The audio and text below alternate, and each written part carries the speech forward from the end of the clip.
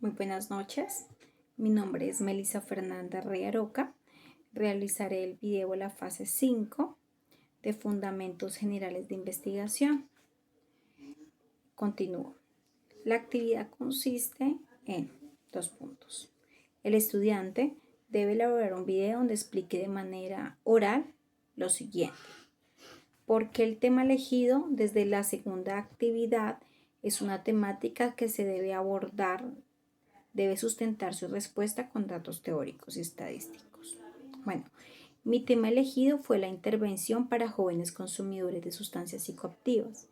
Personalmente siempre me ha interesado mucho este tema, ya que en Colombia y en Ibagué tenemos muchos jóvenes sumergidos en estas conductas. Los niños y jóvenes se inician cada vez más pronto en el consumo de las sustancias psicoactivas y tienen más facilidad para comprarlas. Todos los jóvenes, sobre todo entre los 15 y los 18 años, siempre inciden en algo. La población que más accede a sustancias psicotrópicas es muy joven. Las cifras son preocupantes, sobre todo si el debate se centra en los hábitos de consumo de los niños y adolescentes en edad escolar. Y es que cada vez más jóvenes incursionan en el mundo de la droga poniendo en peligro su propia vida personal. Los psicólogos tenemos un importante papel que cumplir, por tanto, para explicar esta compleja conducta como para la puesta en práctica de programas adecuados y eficaces de prevención y tratamiento. El estudio de la revista Semana concluyó que en Colombia el 24.3% de los estudiantes asegura haber fumado alguna vez en la vida y el 10% mantiene el hábito en la actualidad. De estos, el 17.4% tiene entre 16 y 18 años, lo que yo mencionaba anteriormente. Concluyó el último Estado Nacional de Consumo de Sustancias Psicoactivas que la población que más accede a las drogas es la población escolar. 2 de cada 3 menores declaró haber consumido una bebida alcohólica en el último mes. La edad del 13% de ellos oscila entre el 13 y los 15 años, la del 20% entre los 11 y los 12 años y la del 58.16% entre los 16 y los 18 años. A esto solo relaciona con las drogas legales. En cuanto a las ilegales, la investigación reveló que la marihuana es la sustancia más consumida por este grupo poblacional. Es una cifra del 7%, sobre todo en menores de 11º grado, aunque el promedio de edad se establece entre los 14 años. Por detrás está la cocaína con un 2.8% y un promedio de edad de entre los 15 y los 18 años. El 1.8% de los escolares han probado los pegantes solventes y el 0.8% el éxtasis. Con una edad promedia está la última vez de 15 a 4 años. Catalina Ramírez, psicóloga de la Subdirección de Restablecimiento de Derechos del Instituto Colombiano de Bienestar Familiar, ICBF, señaló que existen comportamientos recurrentes en los jóvenes que los llevan a tomar la decisión de consumir.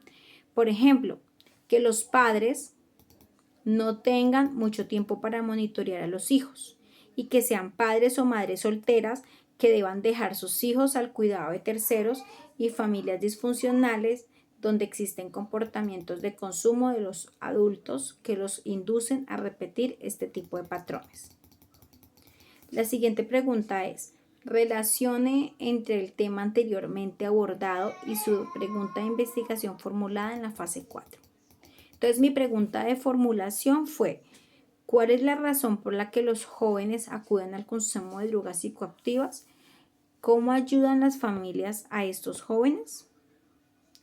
Cada día vemos con más preocupación este tema. El acceso a las drogas es muy fácil para los jóvenes y considero que es hora de intervenir. Debemos prestar más atención a buscar maneras de ayudar, verificar si las familias están preparadas para ayudar a los hijos, buscar redes de apoyo, mirar cómo podemos ayudar. Siguiente. Enuncia de manera breve un resumen de los artículos revisando por la realización de la fase 2. En el resumen debe describir qué autores han estudiado el tema, con qué población y a qué conclusiones ha llegado cada vez más finalizados los estudios. Bueno, para mí la parte de la niñez es muy importante, la parte de los niños, entonces siempre trato de enfocarme en ese tema, ¿sí?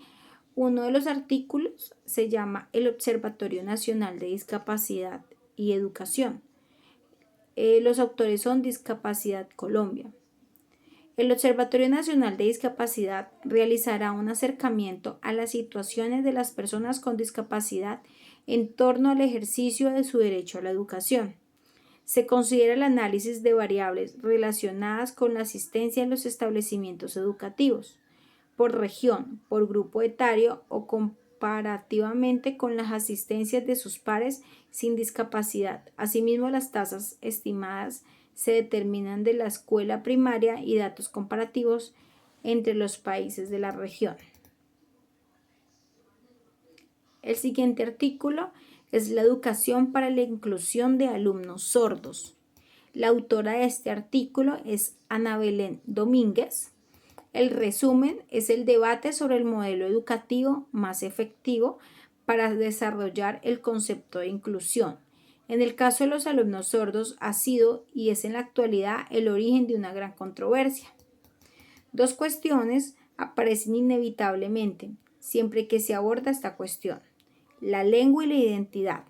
En este artículo se analizan los modelos existentes, planteando que lo importante es la capacidad de los sistemas educativos para encontrar soluciones adaptadas a las características de los alumnos sordos que permitan su desarrollo lingüístico, social, emocional y académico. En este sentido, se sugieren algunos indicadores que caracterizan los programas educativos que buscan la inclusión de estos alumnos. Siguiente ficha. Educación inclusiva y cambio escolar también se llama. Autor de los artículos, Juan Manuel Escudero Bergoña Martínez. La educación inclusiva, en el presente artículo, proponemos una determinada concepción en las mismas y las reformas escolares en las últimas décadas han recorrido caminos conjuntos y caminos separados.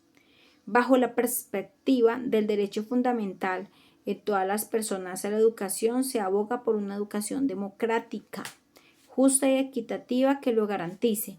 La realidad de los hechos corrientes, sin embargo, muestra fractores entre los objetivos, las políticas y las prácticas, pues hay barreras estructurales y culturales que las dificultan, y porque la exclusión es una construcción social, política y escolar.